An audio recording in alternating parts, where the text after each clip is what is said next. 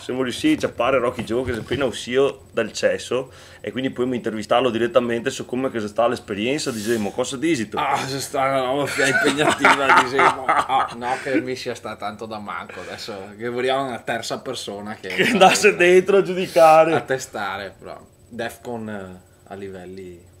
Buonasera a tutti, belli molesti. non ti fermare, Rocky Joe, non ti fermare. Bullo. A stanza è inutile che fosse vedere questa invece uguale a quella. Sì, è piena di stile. Comunque qua in Quebec i ga stile, In Quebec spacca. I ga hanno un'ospitalità veramente molto.